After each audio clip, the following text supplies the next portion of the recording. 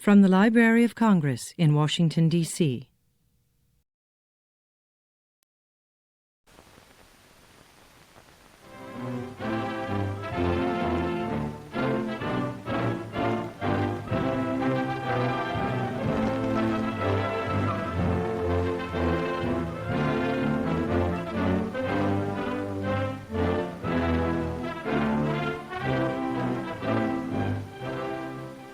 This was England, land of churches, of ivy-clad colleges, of quiet countryside. Today shattered and blasted by Hitler's Luftwaffe. Brave London, historic Coventry, all England knows the terror of frontline destruction. Ancient China is fighting an ancient enemy. What a modern, relentless, driving enemy. We are fighting by China's side, for we too have been stabbed in the back. We're counting on the wonderful strength of Russia, on its stern resistance to the aggressor in defense of its homeland, and its smashing power of attack in all kinds of weather with all kinds of equipment. Africa, torrid land of antiquity, springs into the headlines with tales of desert fighting, of surprise attacks and retreats. Our allies in Africa, England, China, Russia, are battle-scarred and torn. Their homes and cities bear wounds which will take years to heal. But America's main street still looks the same. Our broadways and main streets aren't ragged and pitted with bomb craters, but they're fighting. Their sons are fighting overseas. Their men and women at home are giving guns to half the world. They're sending food and clothes, tanks and planes. They're doing a job. In the West, they're harvesting huge crops of grain, tons of grain, carloads, shiploads. And in the West are the cattle lands, great herds and getting bigger. 10 billion pounds of beef a year for the fighting United Nations. Here's food and clothing on the hook for the best-fed, best-dressed fighting forces in the world. America's grazing land, her orchards and fields, make her truly the pantry of democracy. From the ranges of the Great Lakes Basin comes iron ore, down the inland route to the steel mills of the East. To the mills comes scrap iron and steel from every American home to be melted down, shortly to reappear as tanks and trucks, guns and bombers.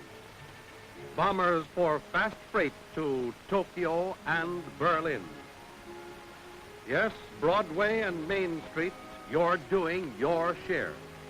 To harbors and ports come all of these, the vital tools of war. Docks are piled high with cargoes for the convoys that are bringing the fight to the enemy. For America is determined not to wait for the war to come to her. She is carrying the fight. She's sending her sons and ships to meet the foe. Her convoys fly the sea lanes up and down the coast, eventually overseas. They're guarded on their way by escort vessels, fast, armed Coast Guard cutters which are getting them through in the face of enemy submarines. But it's a tough, dangerous job, even for seasoned men. And always over them is the threat of sudden attack. So preparedness is the watchword, readiness their creed, for theirs is the responsibility of a whole fleet of ships. High overhead rides a Navy blimp, the eyes of the convoy. Their eyes must be sharp and alert, because submarines aim and fire their deadly torpedoes sometimes miles away from their target. Here's the Navy, Coast Guard, and Merchant Marine all working together to get the convoys through. Traveling south now, down the Atlantic coast a good many miles from shore. The convoy's real position is a secret. But to the officers up on the bridge and the men on deck and below, it's Torpedo Junction, the hottest spot along the whole seaboard. And here it is, a ship's been hit. And the blinker from just astern of it is telling the story, giving directions. No radio can be used. It would tell the sub what it wants to know, the extent of the damage. Battle stations for everyone aboard, ready for the counterattack. Even the anti-aircraft gun for who knows. Then suspense while the cutters race for the suspected location of the sub.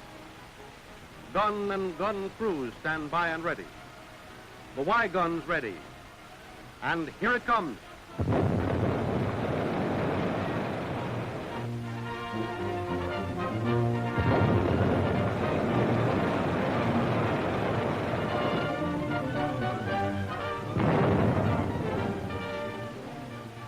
The chances are it's a deep one this time, 100 or 200 feet down.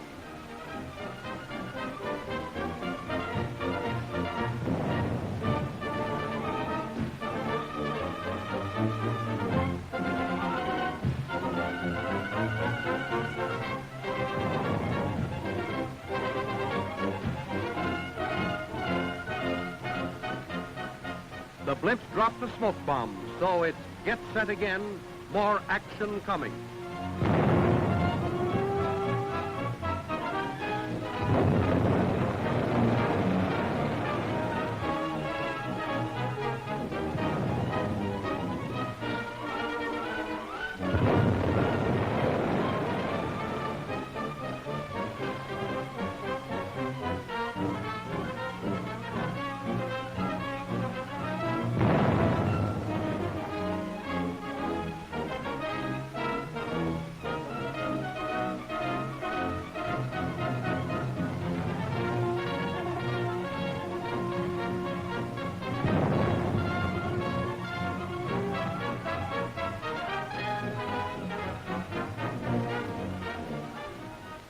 Did they get it?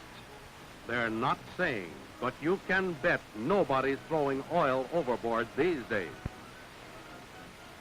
The shooting's over. All quiet now. But there's a cost to be counted. During the action, a cutter was rammed. A smashing blow that left a gaping hole. Ship and Coast Guard crew were saved, and they'll be back. Next, locate the men from the stricken freighter. To the men on the Coast Guard cutter, finding and saving disaster victims is an old story. They have been rescuing men at sea in peace and war for over 150 years.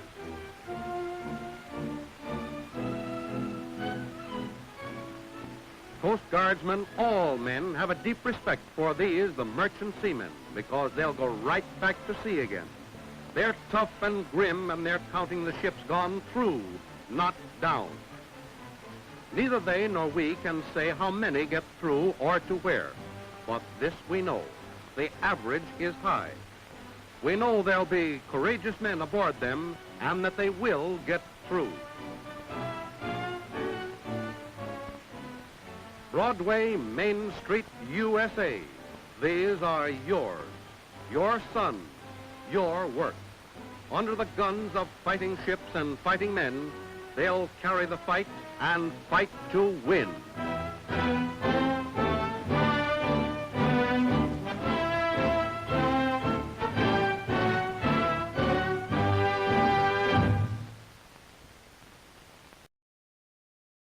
This has been a presentation of the Library of Congress. Visit us at loc.gov.